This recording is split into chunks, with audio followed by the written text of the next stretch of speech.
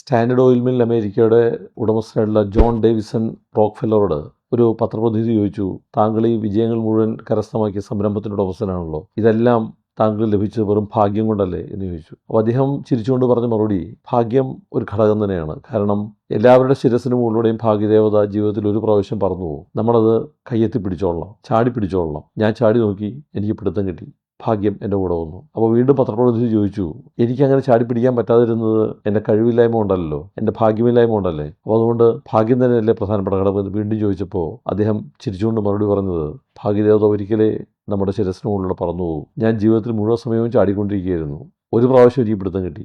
പല ആളുകളും കിടന്നുറങ്ങുകയും അടുത്തുള്ള ആളോട് പറയുകയും ചെയ്യും, ഭാഗ്യദേവത പറന്നു പോകുമെന്ന് പറഞ്ഞേക്കണേ, ചാടിപ്പിടിക്കാനാണെന്ന് പറയും. 1000 വട്ടം ചാടുമ്പോഴായിരിക്കാം ചിലപ്പോൾ ഒരു പ്രാവശ്യം പിടുത്തം കിട്ടുക. അപ്പോൾ ഏത് സംരംഭകനും മനസ്സിലാക്കേണ്ട ഒരു കാര്യം എന്ന് പറയുന്നത്, നിങ്ങളുടെ കഠിനാധ്വാനം, അതായത് 1000 പ്രാവശ്യം ചാടാനുള്ള നിങ്ങളുടെ മനസ്സ്, നിങ്ങളുടെ കഠിനാധ്വാനം, അതുതന്നെയാണ് നിങ്ങളെ ഭാഗ്യദേവതയുമായിട്ട് കണ്ടുമുട്ടിക്കുന്നത്. ഒരു പ്രാവശ്യം നിങ്ങളുടെ ചാട്ടത്തിൽ ഭാഗ്യദേവത നിങ്ങളുടെ കയ്യിൽപ്പെടും. അപ്പോൾ ഭാഗ്യവും കഠിനാധ്വാനവും ഒരു നാണയത്തിൻ്റെ 2 വശങ്ങളായിട്ട് നിങ്ങളുടെ കൂടെ നിൽക്കുമ്പോഴാണ് ഏത് സംരംഭകനും വിജയം കരസ്ഥമാക്കാൻ സാധിക്കുന്നത്.